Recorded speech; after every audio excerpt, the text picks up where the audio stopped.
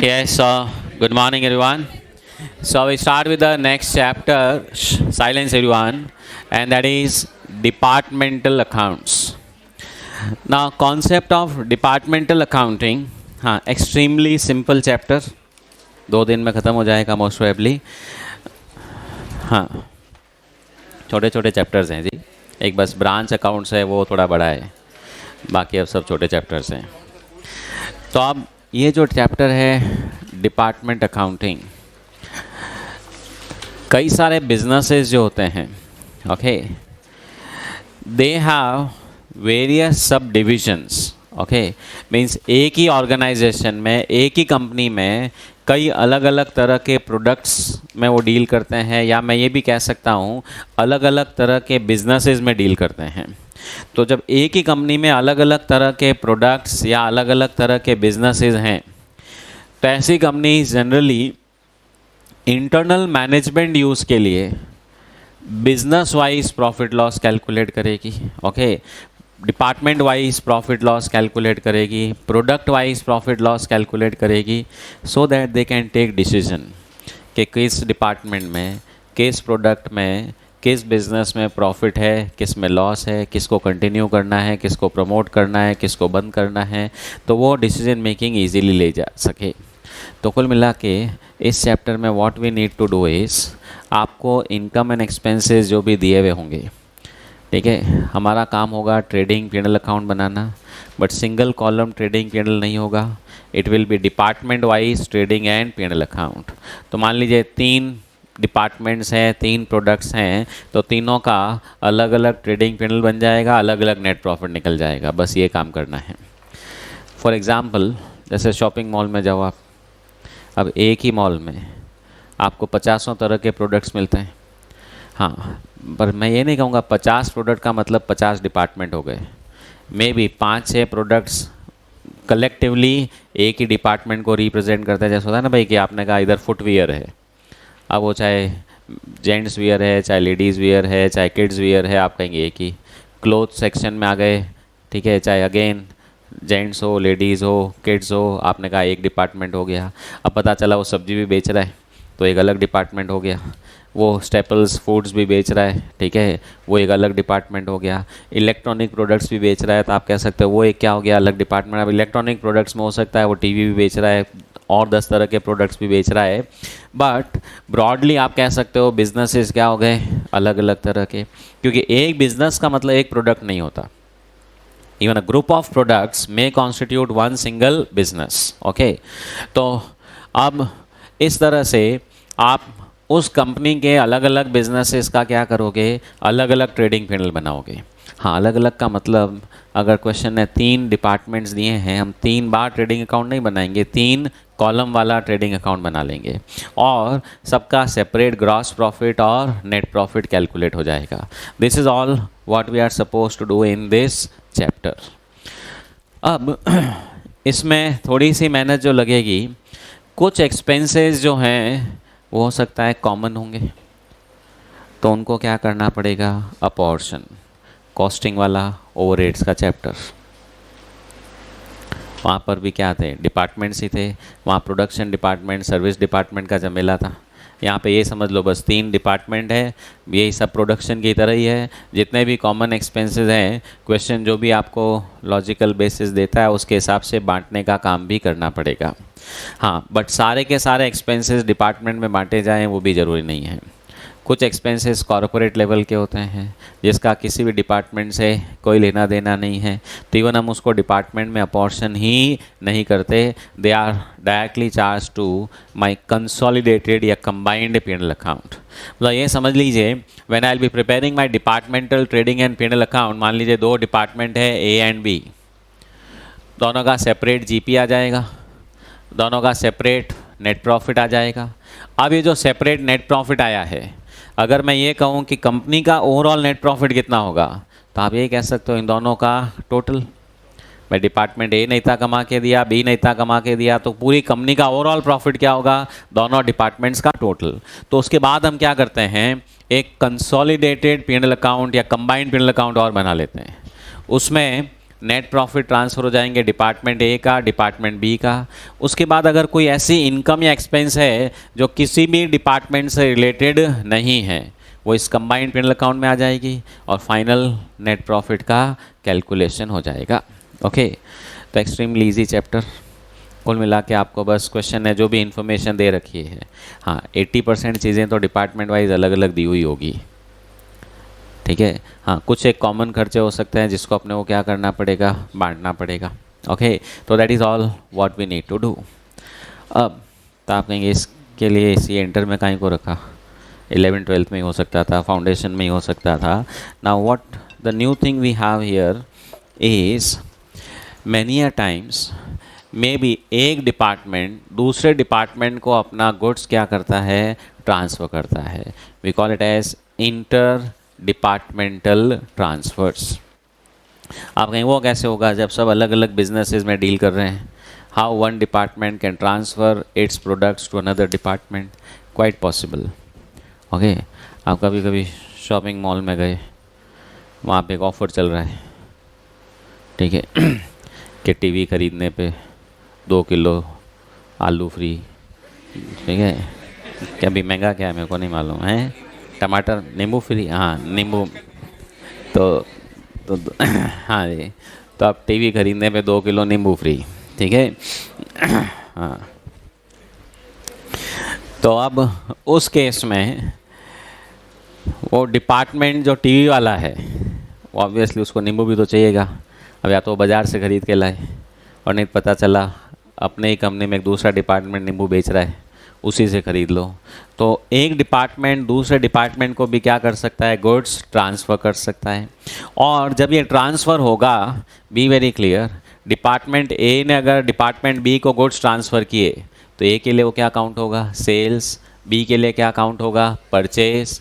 पर अगर मैं ये पूछूं company as a whole what it is, sale और परचेज और nothing, it is nothing, because internal movement है। एक कह रहा मैंने सेल किया, दूसरा कह रहा मैंने परचेज किया, कंपनी तो उनके ऊपर की, ठीक है, वो कहेगी कि कौन सी सेल कौन सी परचेज, आपस में खेल रहे हो तुम लोग। ओके, तो it is neither sales nor purchase, but department wise it is a sale purchase. आप कहें क्यों काउंट करो डिपार्टमेंट वाइज भी सेल परचेज, उड़ा दो इसको, लिखो ही मत। तो देखो उसकी प्रॉब्लम क्या होगी, डिपार्टमेंट ए की परचेज में वो कॉस्ट होगी, नींबू खरीदा किसने, ए ने, और वो बेचा किसने, बी ने, और बी की सेल्स में वो अमाउंट होगा। तो what will the effect on GP, इसका ग्रॉस प्रॉफिट कम हो जाएगा, इसका ग्रॉस प्रॉफिट बढ़ जाएगा।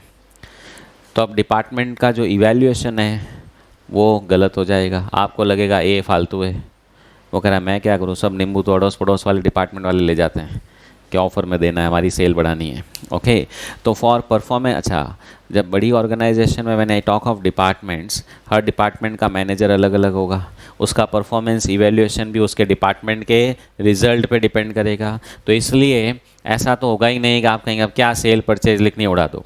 तो अगर ए ने ख़रीदा है तो डेफिनेटली ए जब बी को ट्रांसफ़र करेगा तो वो यहाँ पे क्या करेगा, बाई बी सेल्स रिकॉर्ड करेगा, और वापस बी की क्या होगी, कॉस्ट में आएगी, तो ऑटोमेटिकली आपस में क्या हो गया, मैच हो गया। अब इशू ये आता है कि वो 100 रुपये की कॉस्ट का गुड्स ट्रांसफ़र कितने पे करे, कॉस्ट पे ही करे या प्रॉफिट जोड़ के करे, तो देखिए वो उसकी इच्छा पर है। हाँ, बट अपन जितने भी क्वेश्चन करेंगे 99%, 99.99% मान के चलिए प्रॉफिट जोड़ के करेगा। ओके, तो अगर मान लीजिए डिपार्टमेंट ए ने एक 100 रुपये की कॉस्ट का गुड्स खरीदा और उसको डिपार्टमेंट बी को 120 में बेच दिया, तो ए में जीपी कितना आएगा भाई, 20 रुपये। अच्छा, बी में कॉस्ट आएगी वापस से, देखिए यहाँ पे लिख दिया बाई बी, एक तरह से एंट्री क्या हो गई, ए ने बी को माल बेचा। तो अगर नेट एंट्री करना चाहूँ, अंदर ही अपन डेटर क्रेडिटर खुद ही हैं, B account debit to A, तो यहाँ पे मैं लिख रहा हूँ बाई बी, इधर क्या लिख दूँगा, टू ए कि भाई ये गुड्स ख़रीदा, और बी ने मान लीजिए 135 में इसको सेल कर दिया। ओके, तो बी ने सेल किया 135 में, बी की कॉस्ट कितनी थी 120, प्रॉफिट कितना आएगा 15 रुपये। अच्छा, ओवरऑल कंपनी के हिसाब से देखा जाए 100 में ख़रीदा था, फाइनली ग्राहक को कितने में बेचा, 135, प्रॉफिट कितना हुआ, 35। वो 35 रुपये का प्रॉफिट इन दोनों में क्या हो गया, सेग्रीगेट हो गया, 20 रुपये ए में, 15 रुपये बी में। Okay, clear.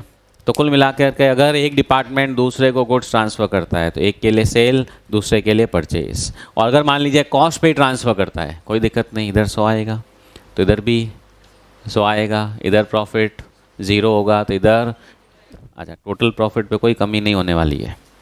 ये नहीं कि अगर कॉस्ट पे ट्रांसफ़र करेंगे, कंपनी का ओवरऑल प्रॉफिट किससे कैलकुलेट होता है, बाहर से कितने में ख़रीद के लाए, वापस बाहर वाले को कितने में बेचा, बाकी अंदर कितना ही घुमाते रहो, उससे कोई प्रॉफिट बढ़ने वाला या कम होने वाला नहीं है। But inter departmental transfers will generally be made at transfer price, selling price, profit जोड़ के। इसका रीज़न सबसे बड़ा ये है, हर डिपार्टमेंट को अपने परफॉर्मेंस इवैल्यूएशन की चिंता रहती है कि उसके डिपार्टमेंट का परफॉर्मेंस इवैल्यूएशन उसके डिपार्टमेंट के प्रॉफिट से होगा। फिर वो भले ही चिल्लाता रहे कि अरे मैंने तो कॉस्ट पे कर दिया, ये कर दिया, वो कर दिया।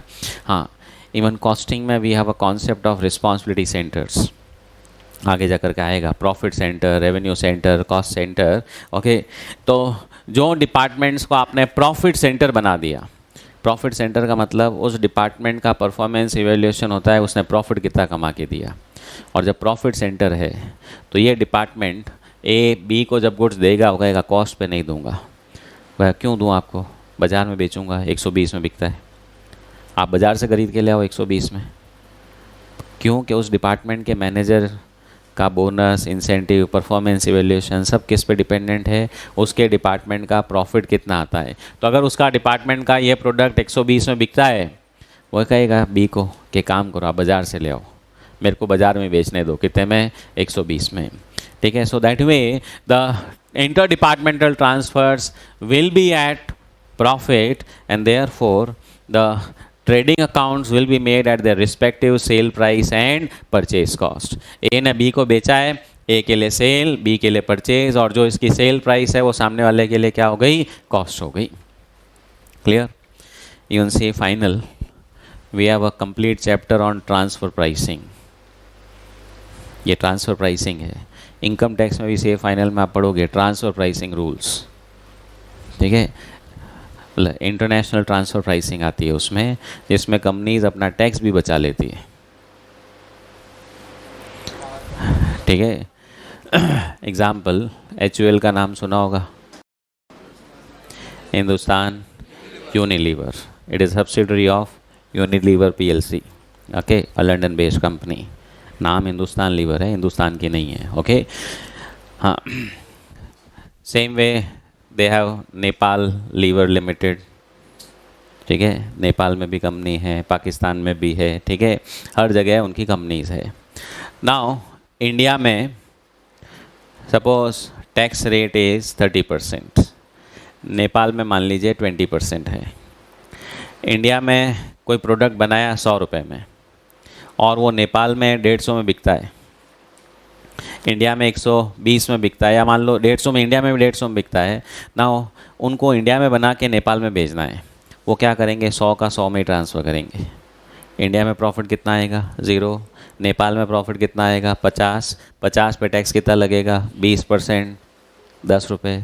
अगर इंडिया से 150 में बेचते तो इंडिया में टैक्स कितना लग जाता, 30 रुपये। और मान लो ये इंडिया में टैक्स कम हो तो क्या करेंगे, ट्रांसफ़र प्राइस बढ़ा देंगे। कुल मिला के जहाँ टैक्स रेट ज़्यादा है वहाँ से अगर कुछ बाहर भेजना है कम रेट पे भेजो, या वहाँ बाहर से कुछ मंगाना है, मान लो नेपाल से इंडिया मंगाना हो तो क्या करेंगे, नेपाल से ज़्यादा प्राइस में ट्रांसफ़र करेंगे ताकि नेपाल में प्रॉफिट ज़्यादा हो, इंडिया में कम हो। तो इनकम टैक्स वालों का अच्छा, इतनी होशियारी, चलो ट्रांसफ़र प्राइसिंग रूल्स ले आए कि ट्रांसफ़र प्राइसिंग किस पे होगी। ठीक है, फेयर वैल्यूज़ और कई सारे कॉन्सेप्ट हैं। ओके, तो मतलब कई सारी बड़ी फर्म्स का तो पूरा ट्रांसफ़र प्राइसिंग डिवीज़न ही है। ठीक है, भाई ट्रांसफ़र प्राइसिंग किस पे होनी चाहिए। तो से final costing we have a chapter on transfer pricing. Objective being, वहाँ ऑब्जेक्टिव ये है कि ट्रांसफ़र प्राइस कौन सी सही होगी, उसका कैलकुलेशन कैसे हो। और इंटरनेशनल ट्रांसफ़र प्राइसिंग भी है कि उसमें ओवरऑल बेनिफिट कंपनी को कितना होगा। बट यहाँ पर हाँ, अपने सिर्फ एक तरह से ये समझ लो कि ट्रांसफ़र प्राइसिंग की कैलकुलेशन का काम नहीं है, यहाँ तो बस क्वेश्चन है, प्राइस दी हुई है, अपने को तो बैठ के क्या करना है, ट्रेडिंग अकाउंट, P&L अकाउंट बनाने हैं। अब इस चैप्टर का मेन ऑब्जेक्टिव,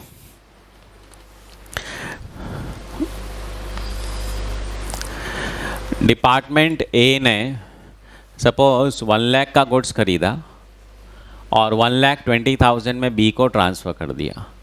बी को 120 में मिल गया और बी ने इसको बेचना शुरू किया और सपोज 50% तो बेच दिया, 50% क्लोजिंग स्टॉक में है। ओके, हाँ, तो क्लोजिंग स्टॉक की वैल्यू कितनी होगी भाई बी के लिए? 1,20,000 का आया, आधा बचा हुआ है कितना, 60, और बाकी का 50% मान लीजिए उसने 75,000 में बेच दिया, तो ग्रॉस प्रॉफिट कितना कितना हुआ भाई? डिपार्टमेंट ए को 20,000, डिपार्टमेंट बी को 15,000। ओके,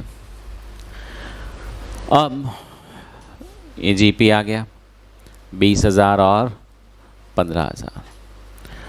नाउ डिपार्टमेंट ए ने 1 लाख की कॉस्ट का गुड्स 1,20,000 में बी को दिया और उस पर 20,000 रुपये प्रॉफिट कमा लिया, पर बी ने इस 120 में से अभी तक आधा ही बेचा है, आधा तो अभी भी उनके पास गोडाउन में ही पड़ा है। तो अगर मैं एक बार डिपार्टमेंट भूल जाएं, कंपनी एज अ होल सोचें कमाई कितनी हुई? हाँ, 20 + 15 35,000 की कमाई हो चुकी है क्या? Has company realise this profit of 35,000, earn this profit of 35,000 और नॉट? क्यों? तो अब आप कहेंगे देखिए, कंपनी एज अ होल अपन बात करें, 1 लाख का गुड्स खरीदा और फाइनली कंपनी की सेल्स कितनी हुई? तो आप कह रहे 25 का लॉस है। आ गए, नहीं, आधा ही तो बेचा है। तो 1 लाख का आधा कितना होता है भाई? 50,000। 50,000 वाला कितने में बेचा है? 75। प्रॉफिट कितना हो रहा है? 25। पर अपने तो प्रॉफिट कितना आ रहा है? 35। ये क्या लोचा हो रहा है भाई? है जी, क्योंकि ये जो क्लोजिंग स्टॉक है इसका वैल्यूएशन कॉस्ट पे नहीं होकर के किस पे हो रहा है? ए की सेल प्राइस, बी की तो देखिए कॉस्ट है। बी की क्या गलती? बी कह रहा है मेरे को तो मिला ही कितने में? 120, मैं तो आधा बचा है, वैल्यूएशन किस पे करूँगा? 60। यही अगर बाज़ार से खरीदते 120 में तो वैल्यूएशन 60 पे ही करते, पर आपने कहा नहीं ये तो अपने ही डिपार्टमेंट दूसरे वाले ने ट्रांसफ़र किया है। तो देखिए, जैसे ही ए ने 1 लाख का गुड्स 120 पे भेजा बी को, उसने 20,000 का प्रॉफिट लिख दिया, पर ये 20,000 का प्रॉफिट अभी तक रियलाइज़ नहीं हुआ। क्यों? प्रॉफिट की कमाई कब मानी जाती है? जब आप उसको एक्सटर्नल थर्ड पार्टी को ट्रांसफ़र कर दो। आप लोगों ने कंसाइनमेंट वाला चैप्टर किया, उसमें कुछ स्टॉक रिजर्व का पॉइंट था क्या? कि जो माल कंसाइनी के पास रह गया, आप कहेंगे उसका वैल्यूएशन लास्ट में किस पे होना चाहिए? कॉस्ट पे। उस पे जितना प्रॉफिट जुड़ा हुआ उसको क्या करना होता है? रिवर्स। बस यहाँ पे भी यही काम करना है। आप कहेंगे ए ने बी को गुड्स ट्रांसफ़र किया, 20,000 का प्रॉफिट जोड़ा, 20,000 में से क्योंकि 50% गुड्स ही बिका है, 50% बिका ही नहीं है, तो ये जो स्टॉक है ये किस पर है भाई? इनवॉइस प्राइस, सेलिंग प्राइस पे। इसको किस पे कन्वर्ट करना पड़ेगा? कॉस्ट पे। इसकी कॉस्ट कितनी है? 50,000। इसमें प्रॉफिट कितना जुड़ा हुआ है? 10,000। तो वही 10,000 का जो प्रॉफिट है अभी तक रियलाइज़ नहीं हुआ, इसका मुझे क्या करना पड़ेगा? स्टॉक रिज़र्व बनाना पड़ेगा। अब आप कहेंगे स्टॉक रिज़र्व कहाँ बनेगा? तो ये अनरियलाइज प्रॉफिट किसके लिए है? ए के लिए है कि बी के लिए है कि कंपनी के लिए है? ये कंपनी के लिए। ये कहेगा हमने तो कमा लिया भाई, उसने नहीं बेचा वो जाने, वो कहेगा मैंने तो ख़रीदा ही इतने में। ठीक है, तो ना तो ये तैयार होगा ना ये तैयार होगा। स्टॉक रिज़र्व जो है, अभी थोड़ी देर पहले मैंने आपको कहा था हम एक और P&L बनाएंगे, कौन सा? कंसोलिडेटेड वाला। उसमें ये नेट प्रॉफिट आ जाएगा किसका? ए का और बी का। कितना कितना है? 20,000 और 15,000। और फिर यहाँ पे आ जाएगा टू स्टॉक रिज़र्व कितना? 10,000। And finally net profit will be 25, जो एक्चुअल में अपन ने रियलाइज़ किया है। तो अगर एक डिपार्टमेंट दूसरे को ट्रांसफ़र कर रहा है और दूसरे के पास अगर कुछ स्टॉक रह गया अनसोल्ड, तो अगर वो ट्रांसफ़र सेलिंग प्राइस पे हुआ था, प्रॉफिट जोड़ के हुआ था, तो क्लोजिंग स्टॉक का वैल्यूएशन भी जो होगा वो प्रॉफिट जोड़ के किया होगा। तो उसमें से अपने को वो जो प्रॉफिट है वो हटाना पड़ेगा, क्योंकि वो अभी तक रियलाइज़ नहीं हुआ, अनरियलाइज्ड है। ये 10,000 जो स्टॉक रिज़र्व बनाया, हाँ, ये अभी प्रॉफिट अर्न नहीं हुआ। ये कब अर्न होगा? अगले सालों में जब भी ये स्टॉक क्या हो जाएगा, बिक जाएगा, यानी कि ये वापस से नेक्स्ट ईयर में क्या होगा, प्रॉफिट में लिया जाएगा। मतलब जैसे ये क्लोजिंग स्टॉक रिजर्व इस बार बनाया तो अगले साल के कंसोलिडेटेड पीएनएल में क्या आएगा, ओपनिंग स्टॉक रिजर्व, फिर वापस से अगले साल के प्रॉफिट्स, अगले साल का फिर से नया स्टॉक रिजर्व। रीज़न आप कहें ये क्यों रिवर्स करना पड़ेगा, तो उसका भी कारण समझ लो। अगले साल जब डिपार्टमेंट बी अपना ट्रेडिंग अकाउंट बनाएगा, वो ओपनिंग स्टॉक कितना लिखेगा, 60,000, और अगले साल बी ने मान लीजिए इसको बेच दिया 75,000 में, तो आप कहेंगे अगले साल प्रॉफिट कितना आ रहा है, 15, जबकि अगले साल प्रॉफिट हुआ कितना, 15 या 25, 25। क्यों कि 60,000 का गुड्स थोड़ी था, गुड्स था कितने का, 50 का। तो अगले साल क्या होता है, अब जब आप अगले साल का पीएनएल अकाउंट बनाओगे तो by net profit department A का मान लो 0 ही है, कुछ नहीं है, सब कुछ 0। डिपार्टमेंट बी का प्रॉफिट कितना आया, 15, और साथ में ये जो स्टॉक रिजर्व बनाया था, देखिए एंट्री क्या हुई, PNL account debit to stock reserve, फिर ये स्टॉक रिजर्व क्रेडिट बैलेंस है, बैलेंस शीट में पहुंचेगा, हाँ लाइबिलिटी साइड में नहीं आएगा, स्टॉक में से माइनस करके दिखाएंगे। हाँ, माइनस करके दिखाने का मतलब ये नहीं है कि स्टॉक में से माइनस हो गया, ये चीज़ तो आपको क्लियर है ना। बैलेंस शीट प्रेजेंटेशन अलग चीज़ होती है, we have offsetting rules in balance sheet, किसको किसके साथ दिखाना है, साथ दिखाने का मतलब ये नहीं होता है वो लेजर ट्रांसफ़र हो गया। तो आपकी बैलेंस शीट में स्टॉक रिजर्व पड़ा है, अगले साल वापस से उसको क्या किया जाएगा, रिवर्स, तो यहाँ पे फिर से बाई ओपनिंग स्टॉक रिजर्व आ जाएगा कितना, 10, ये वाला प्रॉफिट कितना, 15, अगले साल का नेट प्रॉफिट 25 होना चाहिए, अपने आप आ जाएगा। तो this is all what will be required for stock reserve. इस चैप्टर में अगर मैं सही कहूँ, मेहनत जो करनी है वो स्टॉक रिजर्व के लिए करनी है, बाकी तो क्वेश्चन में से फिगर्स उठा उठा के लिखने या कभी कभार खर्चे बांटने का काम दे देगा, ओवरहेड्स वाला चैप्टर अपना काम में आएगा। ओके, देखिए थ्योरी पढ़ लेते हैं। When an organization is doing different businesses or has different departments, we prepare departmental trading and P&L account to evaluate the profitability of each department. तो डिपार्टमेंटल ट्रेडिंग P&L बनाना है। अब उसमें inter departmental transfers for calculation of departmental profits. Interdepartmental transfers are also considered as sales and purchase of respective departments. A ने B को अगर कुछ माल दिया है तो A के लिए किस में काउंट होगा, सेल्स, B के लिए किस में काउंट होगा, परचेज। अब expenses, allocation and apportionments. Departmental profits will be arrived at after considering specific expenses of that department as well as share of common expenses apportioned on a suitable basis. Similar to overheads chapter of costing, for example, जैसे अब ये कुछ example है, rent, rates, taxes. हाँ, किराया costing वाले chapter में किस एरिया पे बांटते थे, तो यहाँ पे वही floor area, lighting and heating वो लाइट पॉइंट्स, नहीं तो फ्लोर एरिया। हाँ, सेलिंग एक्सपेंसेस अगर कोई है, हाँ एक चैप्टर और याद रख सकते हो, प्री पोस्ट इनकॉर्पोरेशन वाला, उसमें भी अपना सेल्स रेशियो, टाइम रेशियो जो था। हाँ, यहाँ पे खैर वो टाइम रेशियो का तो कोई लॉजिक नहीं रहेगा मोस्टली, पर आप कहेंगे कि अब सेलिंग से रिलेटेड खर्चे हैं, दोनों डिपार्टमेंट की सेल्स के रेशियो में बांट देंगे। कैरेज इनवर्ड्स, परचेज के रेशियो में बांट सकते हो। वेजेस, सैलरीज, टाइम, किस एम्प्लॉय ने कितना टाइम डिवोट किया। Depreciation, insurance, value of machines या hours of usage. Administration, other expenses, time basis और नहीं तो equally.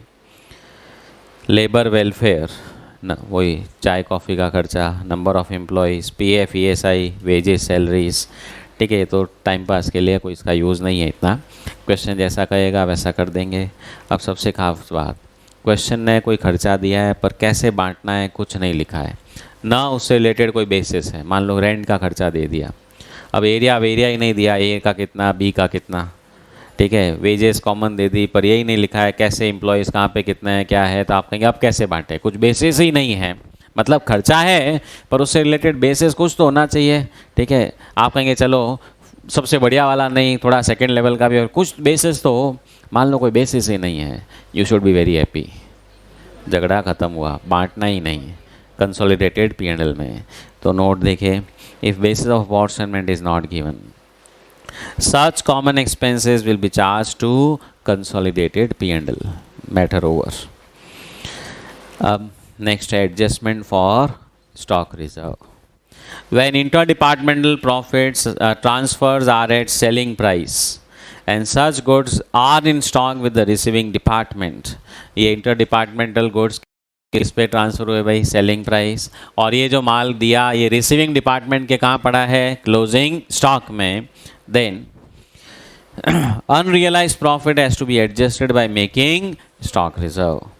Adjustment for both opening and closing stock reserve is made in कहाँ पर, consolidated combined profit and loss account. Closing stock reserve भी यहीं आएगा, वापस उसका रिवर्सल जो ओपनिंग है वो भी यहीं पर आएगा। ठीक है, हाँ जी। देखो क्वेश्चन नंबर 1,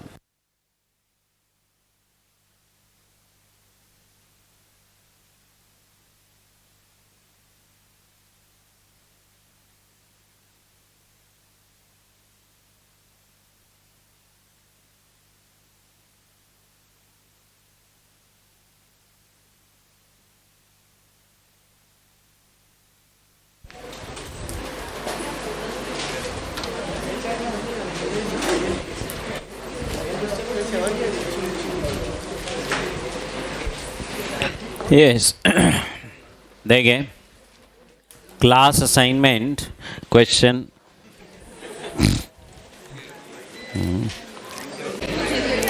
यस हाँ भाई, लाइट आ गई। Class assignment question 1, a firm has 2 departments, cloth and readymade cloth. तो एक क्लोथ डिपार्टमेंट है जो अनस्टिच्ड क्लोथ बेचता होगा, एक readymade stitched cloth. The readymades were made by the firm itself out of cloth supplied by cloth department at its selling price. अब ये company जितने भी रेडीमेड्स बनाती थी उसके लिए जो कपड़ा चाहिए होता था वो बाज़ार से नहीं खरीद के किससे लेते थे, क्लोथ डिपार्टमेंट से, और क्लोथ डिपार्टमेंट वो सब किस पे देता था, सेलिंग प्राइस में, मतलब कोई कॉस्ट वॉस्ट नहीं, सेलिंग प्राइस। तो अगर क्लोथ डिपार्टमेंट रेडीमेड को प्रॉफिट जोड़ के गुड्स ट्रांसफ़र करता है और रेडीमेड के पास अगर ईयर एंड में स्टॉक रह गया तो ऑब्वियसली उसमें प्रॉफिट जुड़ा हुआ होगा, किसका जुड़ा हुआ होगा, क्लोथ वाले का, जिसको अपने को क्या करना पड़ेगा, reverse. From the following figures, prepare departmental trading and profit and loss accounts for the year 2019. Now, cloth and ready-made. Opening stock 1/1/19, purchase, sales, transfer to readymade department. Now cloth ने readymade को इस बार कितने का goods transfer किया है भाई, 3 lakh rupees. ये cloth के लिए क्या है, सेल, रेडीमेड वाले के लिए क्या है, purchase. Expenses, manufacturing expenses, selling expenses, closing stock. Stock in readymade department may be considered as consisting of 75% तो क्लोथ है, 25% अदर एक्सपेंसेस। अब क्वेश्चन ये कह रहा है कि रेडीमेड वाले के पास जो स्टॉक पड़ा है, आप कहेंगे रेडीमेड वाला क्योंकि क्लोथ वालों से ख़रीदता है और क्लोथ वाला प्रॉफिट जोड़ के देता है, तो रेडीमेड के पास जो स्टॉक पड़ा है वो क्लोथ वाले का गुड्स ही होगा। पर रेडीमेड वाले में ऐसा तो होगा नहीं ना कि दूसरे डिपार्टमेंट के पास जो भी गुड्स पड़ा है सारा का सारा पिछले डिपार्टमेंट का ही हो। फॉर एग्जांपल, जैसे अपने इस एग्जांपल में तो क्या था कि और कुछ था ही नहीं। अब मान लीजिए डिपार्टमेंट बी ने ए से भी माल खरीदा और मार्केट से भी खरीदा, और मार्केट से भी मान लीजिए 2 लाख का गुड्स खरीदा, तो अब इसके क्लोजिंग स्टॉक में 100% गुड्स ये वाला नहीं होगा, कुछ ये वाला होगा, कुछ ये वाला भी होगा। तो क्वेश्चन में वो रेशो दिया है कि जो रेडीमेड डिपार्टमेंट है, okay, stock of readymade department में be considered as consisting of 75% तो उसमें क्लोथ है, 25% दूसरा है। मतलब इसके क्लोजिंग स्टॉक में 75% गुड्स तो वो है कौन सा, क्लोथ वाला, बाकी का 25% जो है वो अदर्स है। तो इसका मतलब इस क्लोजिंग स्टॉक में क्लोथ वाले का माल कितना हुआ, 75%। यानी कि जो मुझे प्रॉफिट हटाना है, स्टॉक रिजर्व बनाना है, वो 100% पे नहीं, 75% वाले गुड्स पे ही बनाना है। अच्छा, वैसे भी रेडीमेड की अगर नॉर्मली बात करें तो आप कहेंगे कोई भी स्टिच गारमेंट है उसमें क्लोथ का कंटेंट भी होगा तो दूसरी चीज़ें भी तो होगी। मैं आप कहेंगे बटन भी लग गए होंगे, सिलाई भी हो गई होगी, धागा भी लग गया होगा, वॉटर इट में भी। क्वेश्चन ने क्या दिया 75-25। अच्छा ये रेडीमेड में देखिए सिर्फ क्लोजिंग स्टॉक ही नहीं है, रेडीमेड में ओपनिंग स्टॉक भी है। तो ये जो 75-25 वाला रेशियो है वो ओपनिंग पे भी एप्लीकेबल होगा और वो क्लोजिंग पे भी। The cloth department earned a gross profit rate of 15% in 2018। 2018 में क्लोथ डिपार्टमेंट का जीपी रेट कितना था भाई 15%। General expense of the business as a whole came to 1,10,000। हाँ कंबाइंड एक्सपेंस है। अब इसको कैसे बांटना है उसके लिए कोई बेसिस कोई हिंट क्वेश्चन में नहीं है। तो अच्छा हुआ, कहाँ चला जाएगा भाई कंसोलिडेटेड P&L में। तो शुरू करो भाई।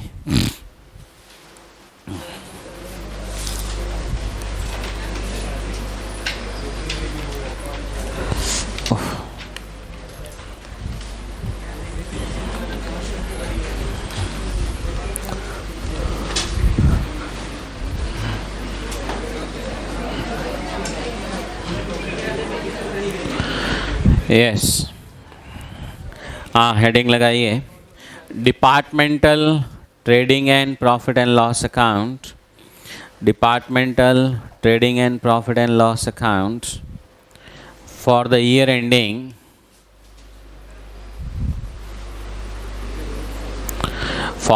एंडिंग कौन सा है भाई 31 दिसंबर 2019।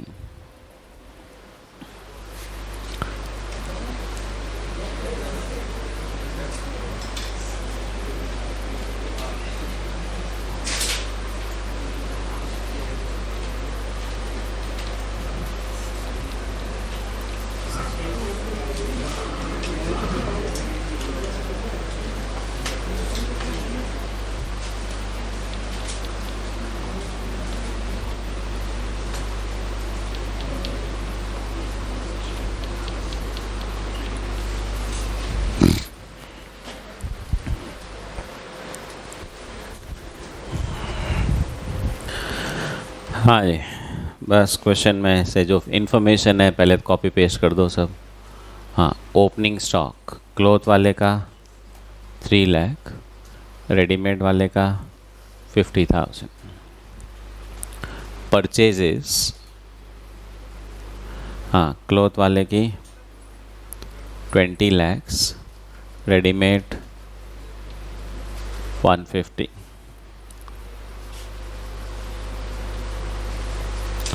सेल्स हाँ क्लोथ वाले की 22 lakhs, रेडीमेड वाले की 4,50,000। अच्छा अब ये ट्रांसफ़र टू रेडीमेड जो 3 लाख रुपीज़ है, क्लोथ ने रेडीमेड को ट्रांसफ़र किया, तो ये जो सेल्स है इसमें इंक्लूडेड है या अलग से है जी।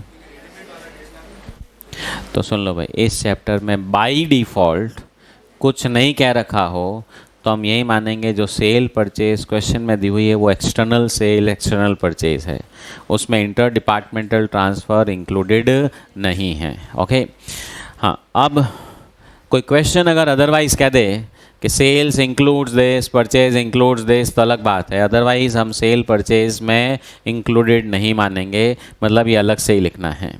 तो अब क्लोथ ने रेडीमेड को कितने का गुड्स ट्रांसफ़र किया भाई 3 लाख, तो इस 22 लाख में वो 3 लाख जुड़ा हुआ नहीं है, और इधर हाँ 1.5 लाख में तो खैर जुड़ा हुआ हो भी नहीं सकता भाई, तो वैसे ही 1.5 लाख ही है आपका, तो 1.5 लाख में 3 लाख जुड़ा हुआ हो सकता है, वो नहीं हो सकता।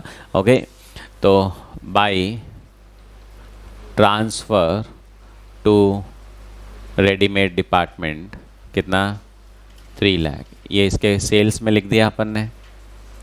हाँ इधर इसके परचेज में आ जाएगा to transfer from cloth department 3 lakhs।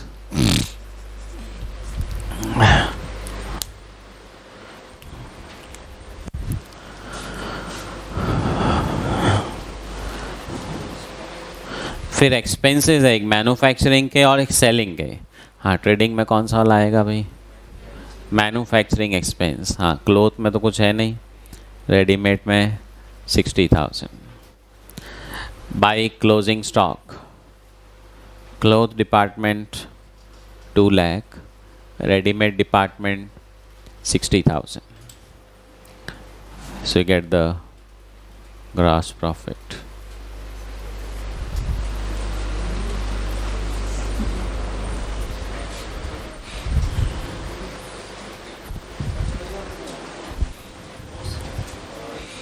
Loss है,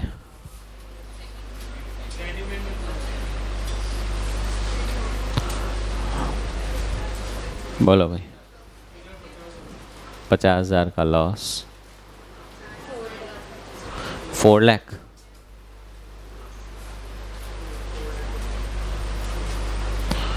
by GP 4 lakh to gross loss 50,000.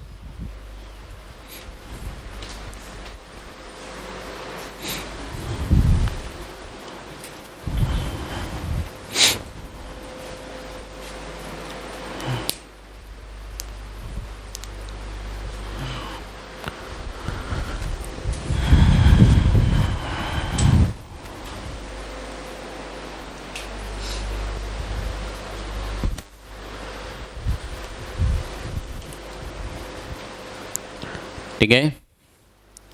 अब एक्सपेंसेस और हैं, सेलिंग एक्सपेंसेस.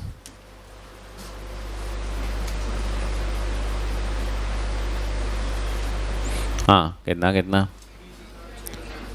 30,000, 20 एंड 6, बस एक ही है ये. सो get the net profit 3,80,000, net loss 56,000.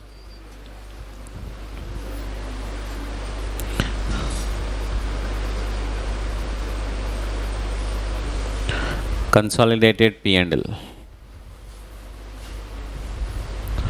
by net profit. Cloth department कितना 3,80,000, net loss. Ready-made department 56,000. हाँ तो आप कंबाइंड P&L शुरू कर दिया, दोनों के नेट प्रॉफिट आ गए. हाँ फिर जनरल एक्सपेंसेस 1,10,000 रुपये दिए, तो 2 जनरल एक्सपेंसेस 1,10,000.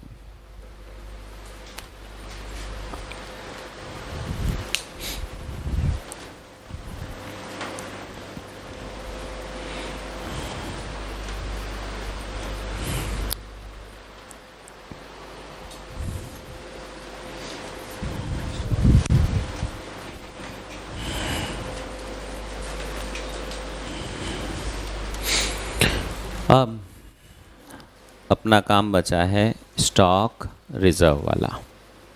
ओके हो गया यहाँ तक, बस ये समझ लो ये तो सब टाइम पास वाला काम था. जो करेक्ट कैलकुलेट मतलब समझ लीजिए, क्वेश्चन अगर 10 नंबर का आता है ये, तो अभी तक तो 5 नंबर आए, ठीक है, बाकी के 5 नंबर हैं. हाँ स्टॉक रिजर्व की सही कैलकुलेशन पर है, तो that you should be very careful in doing calculation. Now सबसे पहले स्टॉक रिजर्व किस डिपार्टमेंट के स्टॉक के लिए माथापच्ची करनी पड़ेगी. हाँ जो बायर है, कि उसी के पास माल पड़ा है, किसका, सेलर का, जिस पे प्रॉफिट किसने जोड़ा, सेलर ने. तो देखिए क्लोथ डिपार्टमेंट जो है फर्स्ट डिपार्टमेंट, वो तो सारा गुड्स कहाँ से खरीदता है, मार्केट से. उसके पास तो दूसरे डिपार्टमेंट से कोई गुड्स आता ही नहीं. इसका मतलब इसके पास जो भी क्लोजिंग स्टॉक होगा वो कौन सा होगा, जो मार्केट से खरीदा. आपके मन में ये आ सकता है मार्केट से भी जिससे खरीद के लाया उसने प्रॉफिट जोड़ा ही है ना. अपने को पूरी दुनिया का प्रॉफिट का स्टॉक रिजर्व नहीं बनाना है, पूरी दुनिया अपने अंडर में नहीं है. ओके तो अपने को तो अपनी कंपनी का खुद का ही ध्यान रखना है, बस वही अनरियलाइज प्रॉफिट है. अदरवाइज़ तो बहुत आसान हो जाता है. फिर आप कहीं क्लोजिंग स्टॉक 2 लाख का है, ओके प्रॉफिट भी 2 लाख. अगर पूरे दुनिया का प्रॉफिट रिवर्स करना है, ठीक है, तो जो अमाउंट है वो पूरा का पूरा किसी न किसी ने प्रॉफिट जोड़ जोड़ के तो यहाँ तक पहुँचा है। भाई आपने कहा लेबर को हमने 10,000 रुपये दिए तो लेबर की प्रॉफिट हो गया 10,000। तो हर चीज़ प्रॉफिट ही है, फिर तो हर एक की वैल्यू ज़ीरो हो जाएगी। ओके, तो आप समझिए मार्केट से अगर आपने कुछ ख़रीदा है, सामने वाले ने क्या प्रॉफिट जोड़ा उससे कोई मतलब नहीं, वो स्टॉक तो हमारे लिए कॉस्ट पर ही है। पर अगर किसी डिपार्टमेंट ने दूसरे डिपार्टमेंट से गुड्स खरीदा तो ऑब्वियसली उस दूसरे डिपार्टमेंट ने जो भी प्रॉफिट जोड़ा है वो विद इन द ऑर्गेनाइजेशन वाला हुआ, और वो अगर स्टॉक में पड़ा है गुड्स तो उस पर स्टॉक रिजर्व बनाना पड़ेगा। तो यहाँ पर क्लॉथ वाला सब मार्केट से खरीदता है, वो रेडीमेड वाले से कुछ नहीं लेता, तो उसके स्टॉक की तरफ तो देखने से कोई मतलब नहीं है। रेडीमेड वाला जो है वो मार्केट से भी लेता है और क्लॉथ वाले से भी लेता है। ओके, तो it is buying from both the places, market से भी खरीदता है, क्लॉथ वाले से भी लेता है।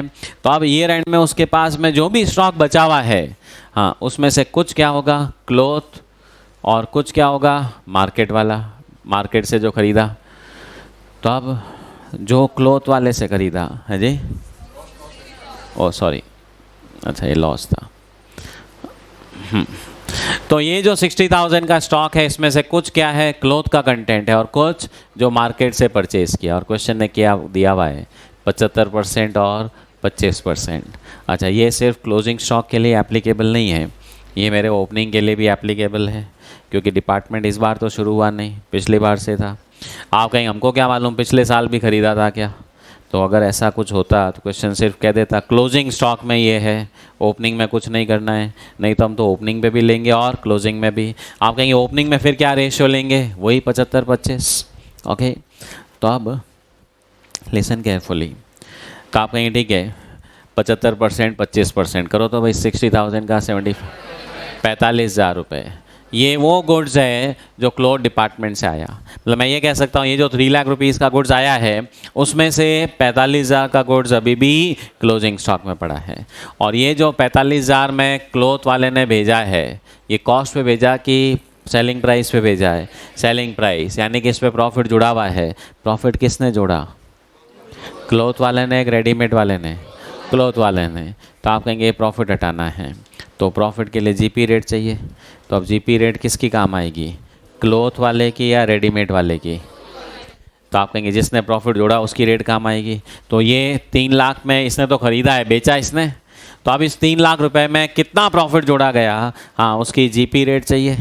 तो जीपी रेट अपन निकाल सकते हैं, ये 4 लाख रुपए का, वो तो पिछले साल की है 2018 की, ये 2019 से। आप कहेंगे 18 की मेरे क्या काम आएगी, ओपनिंग वाले स्टॉक के लिए, कि ओपनिंग वाला स्टॉक कब ट्रांसफ़र हुआ था, पिछले साल, उस पर जीपी कब जोड़ा गया था, पिछले साल, तो रेट भी कौन सी वाली काम आएगी, पिछले साल वाली। पर इस बार का जो क्लोजिंग स्टॉक है उस पर तो रेट कौन सी वाली काम आएगी, इस साल वाली। हाँ, इस साल क्लॉथ डिपार्टमेंट ने 4 लाख का प्रॉफिट कमाया है, तो रेट कितनी हुई भाई, है जी 16 18 क्या आ रहा है, हाँ ये 4 लाख का प्रॉफिट कमाया, डिवाइडेड बाय किससे करूँ, सिर्फ इस 22 लाख से या इस 3 लाख को भी जोड़ूँ। तो ये जो 4 लाख का प्रॉफिट हुआ है ये कौन सी सेल्स पे हुआ है, सिर्फ एक्सटर्नल वाली या ट्रांसफ़र पे भी हुआ है। तो ऑब्वियसली 3 लाख रुपया भी जो गुड्स ट्रांसफ़र किया वो सेलिंग प्राइस पे किया, 22 लाख वाला भी किस पर है, सेलिंग प्राइस पे। एक्चुअली हमने जो जीपी अर्न किया है वो सिर्फ एक्सटर्नल सेल पे थोड़ी अर्न किया है, वो इन दोनों सेल पे अर्न किया है। तो ऑब्वियसली डिवाइड 22 + 3 कितने से होगा, 25 से। हाँ, अगर ये क्वेश्चन कहता है कि ये कॉस्ट पे ट्रांसफ़र किया है तो फिर आप 22 लाख के लिए फिर तो आराम हो जाता है, स्टॉक रिज़र्व ही नहीं बनाना होता, ठीक है। पर अब अगर स्टॉक रिज़र्व बना रहे हैं मतलब प्रॉफिट जोड़ के ट्रांसफ़र हुआ है, तो डिपार्टमेंट जो क्लॉथ वाला है, फर्स्ट डिपार्टमेंट है, उसने जो जीपी कमाया वो सिर्फ एक्सटर्नल सेल पे नहीं, एक्सटर्नल प्लस इंटरनल ट्रांसफ़र पे कमाया, तो जीपी रेट भी ऑब्वियसली उसके हिसाब से निकाली जाएगी। तो अब शुरू करो भाई, 2-3 लाइनें छोड़ दीजिए कंसोलिडेटेड P&L की। GP rate of cloth department, GP rate of cloth department for 2019, GP rate of cloth department for 2019. हाँ, तो लिखो भाई 4 लाख रुपीज़, हाँ, अपॉन 22 लाख प्लस 3 लाख, हाँ 25 लाख इकट्ठा मत लिखना, 22 लाख प्लस 3 लाख, ताकि वो क्लैरिटी रहे। 22 लैक्स प्लस 3 लाख इंटू 100 कितना परसेंट हुआ? 16%। Next working note, calculation of stock reserve, calculation of stock reserve on stock held by readymade department. Calculation of stock reserve on कौन से वाले स्टॉक पे? Stock held by readymade department. हाँ, तो देखिए भाई, ओपनिंग स्टॉक भी है और क्लोजिंग स्टॉक भी है। टोटल स्टॉक ओपनिंग में 50,000 का था, क्लोजिंग में 60,000 का था। हाँ, इसमें फ्रॉम क्लोथ डिपार्टमेंट, हाँ इसमें से क्लोथ डिपार्टमेंट वाला कितना है? 75%, दैट कम्स टू 37,545,000। तो देखिए टोटल स्टॉक ये है, पर उसमें से अपने को स्टॉक रिजर्व जो अलग करना है टोटल पे नहीं करना है। आप कहेंगे इसमें क्लोथ वाले का माल कितना है, तो 75%, हाँ, multiplied by GP rate of cloth department. हाँ, पिछले साल कितनी थी भाई? ईयर 2018 में 15% और इस साल 16%। तो stock reserve required 6750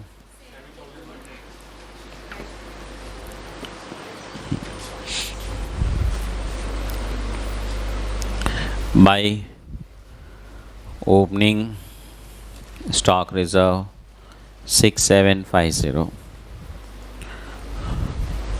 closing stock reserve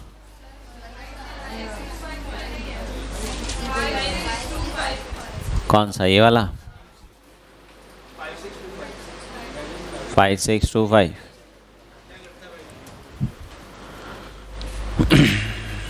5625, 7,200. So you get the net profit.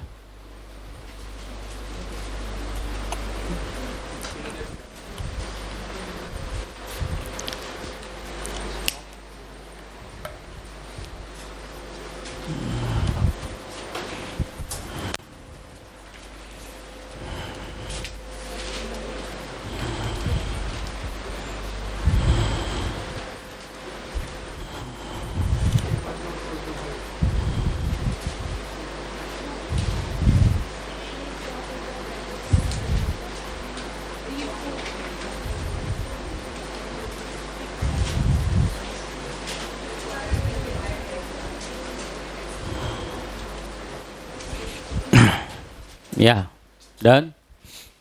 Net profit कितना आया? 212,425.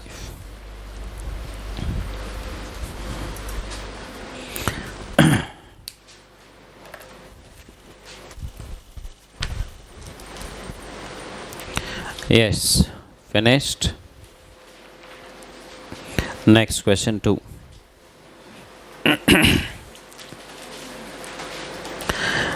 X Limited has two departments A and B.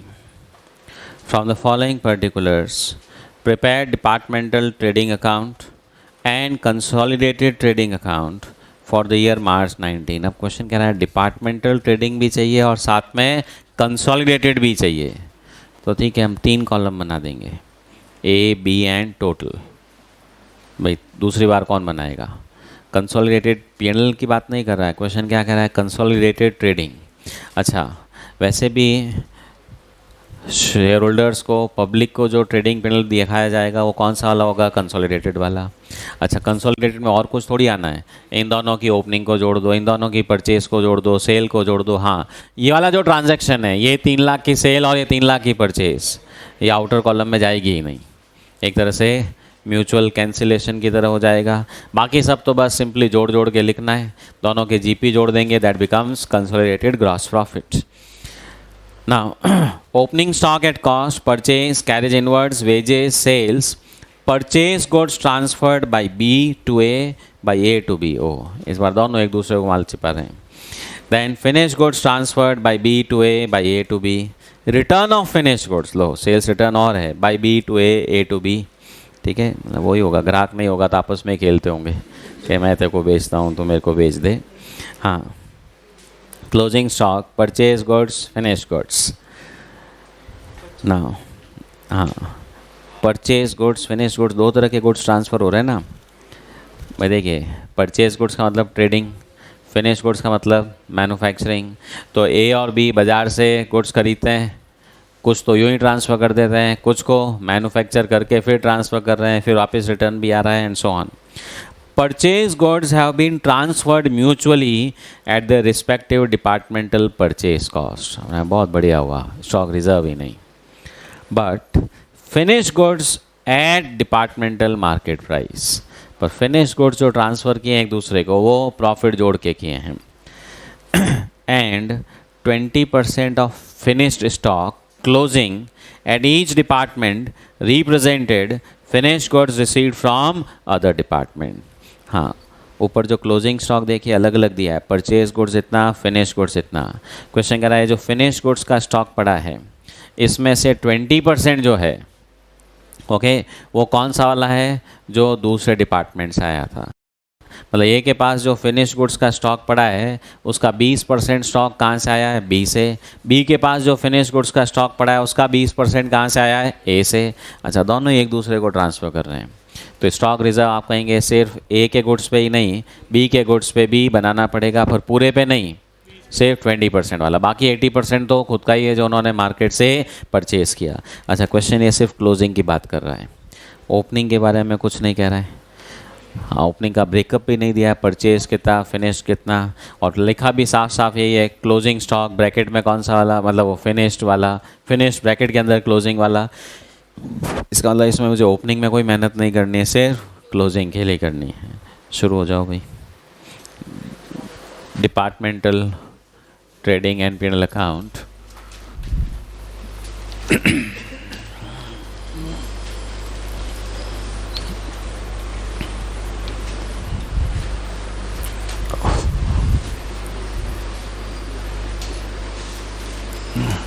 हाँ, 3 कॉलम वाला होएगा इस बार।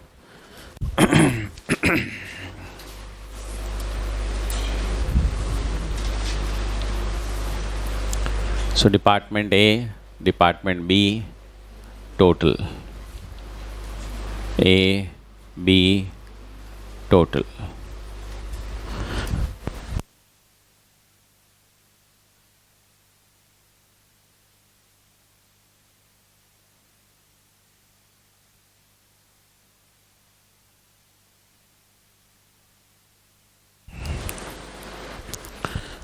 Yes.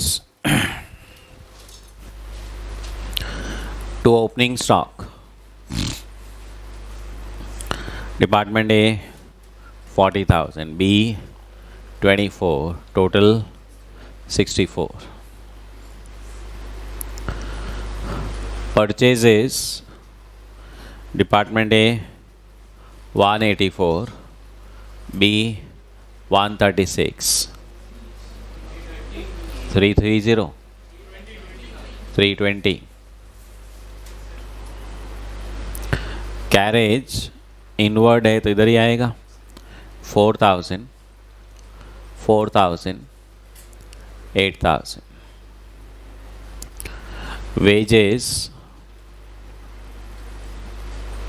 24, 16, 40.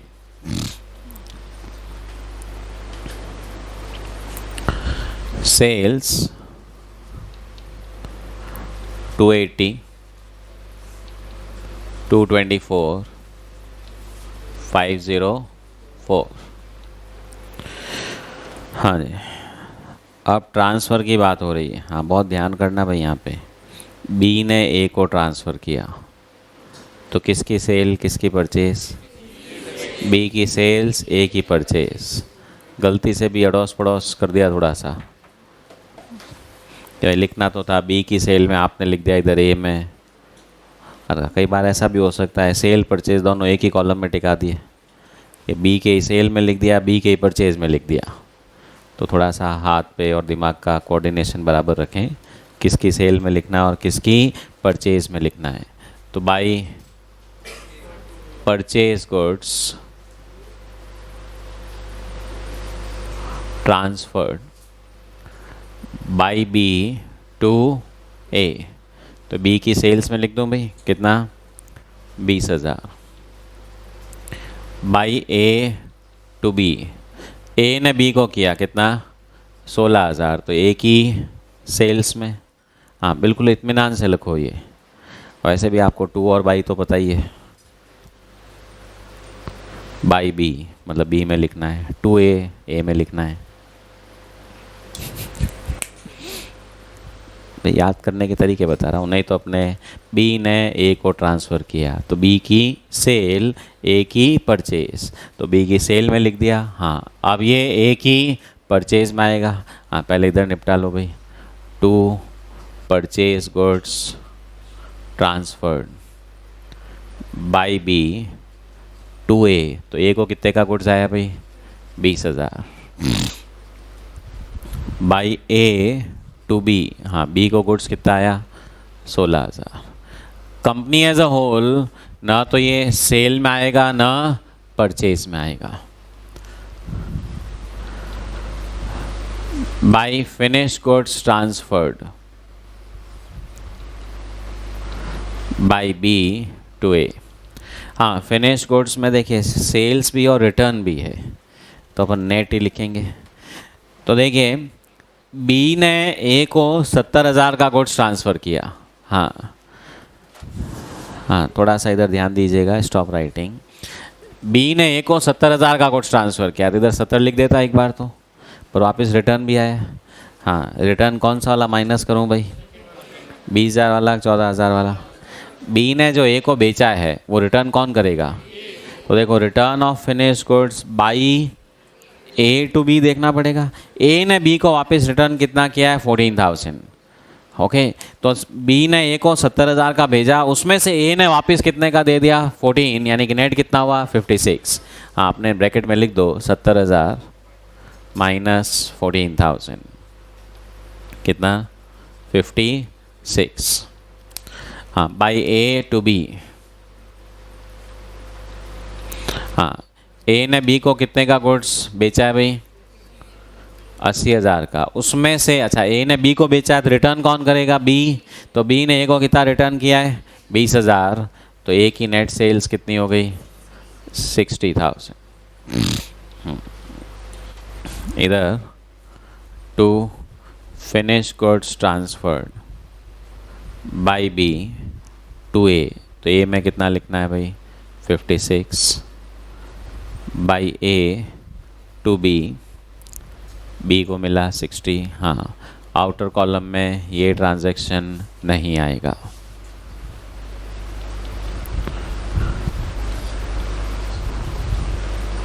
फिर closing stock, purchase goods, finish goods.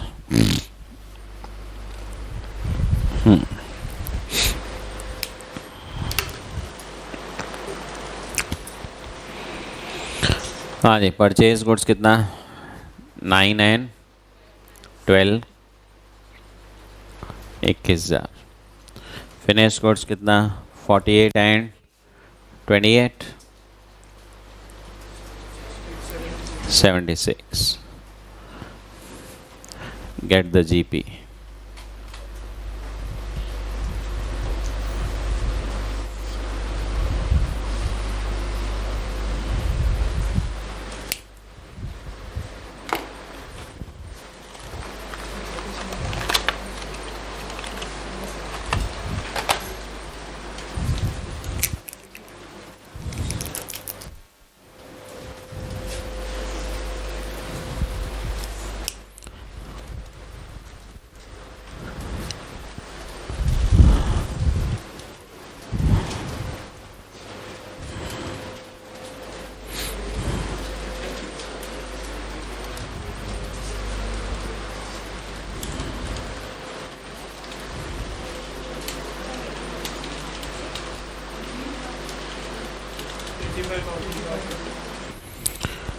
हाँ जी, department A 85,000, department B 84। Total वाले को भी इंडिपेंडेंटली वेरीफाई कर लीजिए, 169 ही आना चाहिए।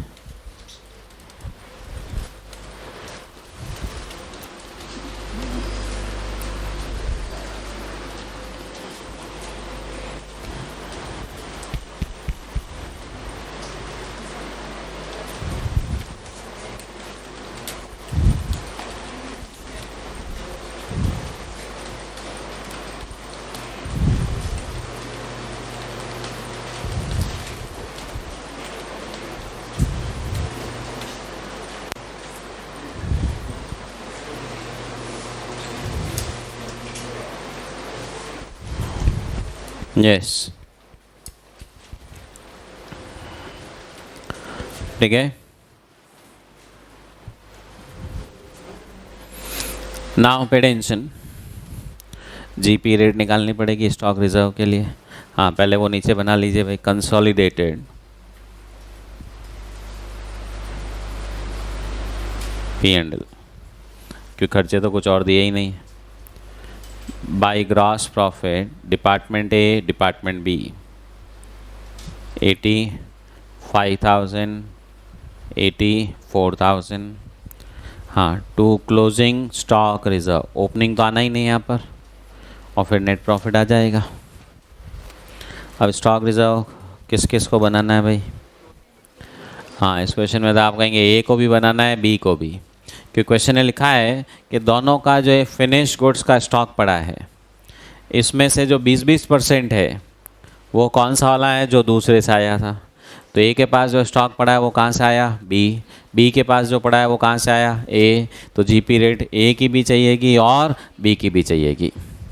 हाँ, हो गया भाई यहाँ तक। Calculation of GP rate,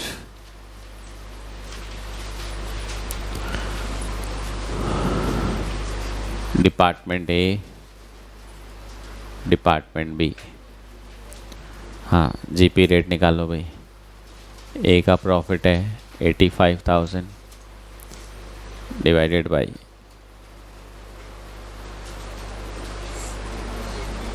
sales में किस किस को लें भाई? हाँ, ये 280 तो आएगा ही। हाँ, फिर एक है 16,000 और एक है 60,000 है। 16 को नहीं लेंगे तो ये जो गुड्स 16,000 ट्रांसफ़र हुआ है किस पे हुआ है? कॉस्ट पे। कॉस्ट पे ट्रांसफ़र होने का मतलब ये ख़रीदा, उसी वैल्यू पे क्या कर दिया? ट्रांसफ़र। तो ये जो जीपी कमाया है इसमें इसका कोई रोल नहीं है, यानी कि जीपी रेट में अगर मैंने डिनोमिनेटर में ज़बरदस्ती कुछ और ले लिया तो जीपी रेट क्या हो जाएगी? चेंज। जीपी रेट में सिर्फ कौन सी वाली सेल्स आनी चाहिए जिसमें प्रॉफिट अर्न किया गया था? तो इट वॉज 280 एंड 60,000। तो यहाँ पे सिर्फ कौन सा वाला ऐड होगा? 60, वो 16,000 ऐड नहीं होगा, तो 25%। डिपार्टमेंट बी ने 84,000 अर्न किया है, डिवाइडेड बाई 224 तो मार्केट में जो बेचा। हाँ, अगेन ये जो 20,000 इस पर कोई प्रॉफिट अर्न नहीं किया है। हाँ, ये 56 ज़रूर ऐड होगा into 100, 30%। Okay, so department A की जीपी रेट हो गई 25%, बी की 30%। Now calculation of closing stock reserve, department A department B. हाँ, closing stock of finished goods, department A का फिनिश्ड गुड्स का स्टॉक कितना है? 48,000, बी का 28,000। हाँ, percentage of goods received from other department. हाँ, इसमें दूसरे डिपार्टमेंट वाला गुड्स कितना परसेंट है भाई? क्वेश्चन में दोनों के लिए 20 दे दिया है। तो therefore goods of other department, हाँ इसमें दूसरे डिपार्टमेंट वाला 9,600, 5,600 मल्टीप्लाइड बाई जीपी रेट, और ये आपका क्लोजिंग स्टॉक रिजर्व आ जाएगा।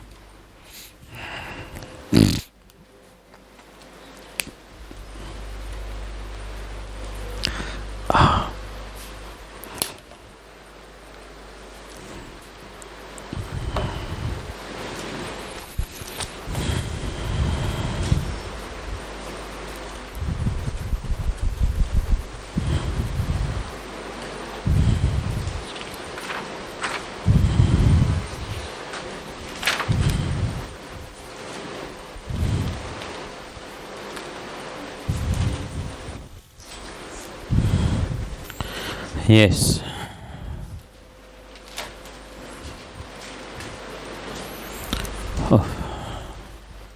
होमवर्क लिख लो भाई, फर्स्ट सेकंड थर्ड फोर्थ।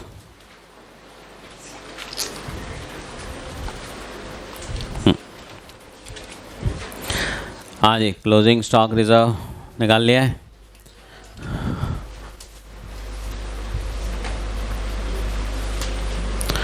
हाँ जी,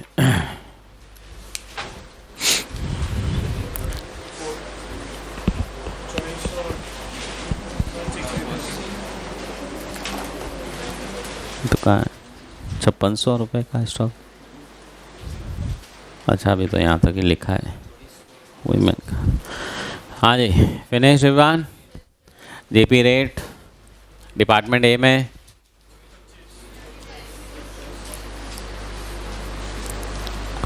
हाँ कितना कितना आया?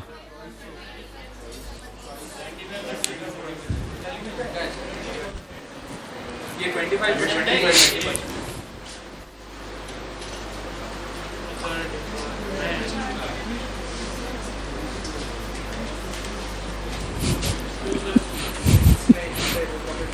हाँ, ये डिपार्टमेंट ए के पास टोटल स्टॉक है। इसमें से 20% गुड्स कौन सा है? जो बी से आया था। इसमें प्रॉफिट किसने जोड़ा है? बी ने जोड़ा है। तो स्टॉक रिजर्व के लिए जीपी रेट किसकी काम आएगी? बी वाली। काटो, सही करो। सही भी किसी ने लिख दिया है तो काट के सही करो वापस। तो याद रहे कि अच्छा, पिछले क्वेश्चन में क्या था? रेडीमेड का स्टॉक रिजर्व निकाल रहे थे। जीपी रेट किसकी काम आई थी? क्लोथ वाले की। तो यहाँ पे जब ए के पास स्टॉक पड़ा है, वो स्टॉक है किसका? बी का। प्रॉफिट किसने जोड़ा है? बी ने। जीपी रेट किसकी काम आएगी? बी की। और बी के पास जो स्टॉक है ये कौन सा वाला आया? 20% जो ए से आया। जीपी रेट किसकी काम आएगी? ए की। ठीक है, हाँ बोलो भाई। 2880 1400। हाँ, तो 2880 1400, तो 164 720। तो finally net profit is 164 720। Theory में लिखो।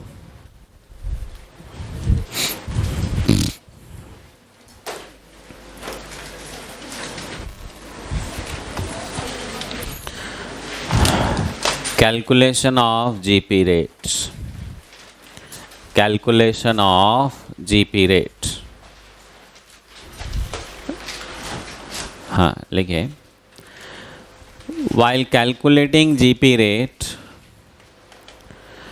while calculating GP rate, हाँ जी, GP rate का कैलकुलेशन करते वक्त, while calculating GP rate, we have to consider external sales.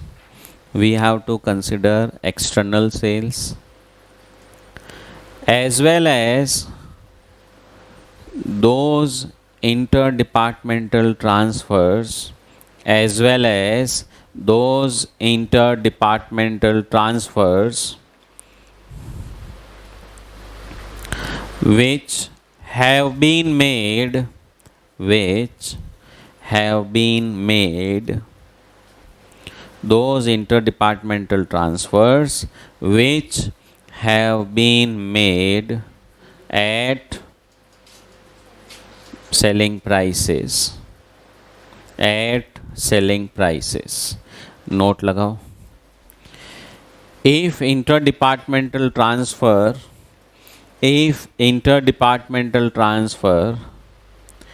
has been made at cost, if interdepartmental transfer has been made at cost, अगर वो cost पे transfer किया है, then it is not considered for calculation of GP rate. It is not considered for calculation of GP rate. ठीक है. Next point लिखो. We need GP rate. हमको GP rate कौन से डिपार्टमेंट की कैलकुलेट करनी है? जिसने खरीदा या जिसने बेचा? जिसने बेचा. We need GP rate of transferrer department. We need GP rate of transferrer department bracket में, that is department which has sold goods, ठीक है, जिसने माल बेचा है, खरीदार का नहीं, बेचने वाले का, क्यों प्रॉफिट उसने कमाया. हाँ, पर वो GP रेट अप्लाई किसके स्टॉक पे करनी है? जिसने खरीदा है. ओके, सो लिखो the GP rate of transferrer department, the GP rate of transferrer department will be used to calculate stock reserve, will be used to calculate stock reserve, which is held by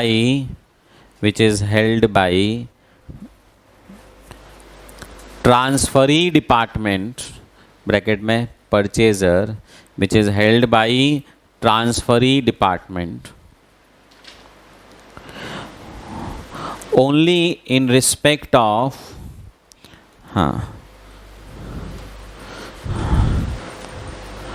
that portion of stock, only in respect of that portion of stock which was received from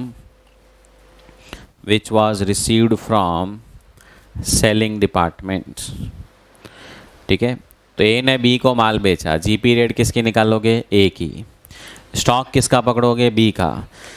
और B का भी total stock नहीं, सिर्फ कौन सा वाला stock जो ए से आया था, और उस पर GP रेट किसकी लगेगी? ए की. हाँ, ये अच्छे से याद रहेगा ना भाई. अदर डिपार्टमेंट, इसीलिए लिखने की भी प्रैक्टिस यही रखो. Goods received from other department, goods of other department. तो GP रेट भी किसकी? Other department. भाई खुद के स्टॉक पे खुद का ग्रॉस प्रॉफिट तो कभी होगा नहीं. अपने पास जो स्टॉक है, प्रॉफिट किसने जोड़ा है? पड़ोसी ने. तो GP रेट पड़ोसी की काम आएगी. ठीक है, बाकी कल कंटिन्यू करेंगे.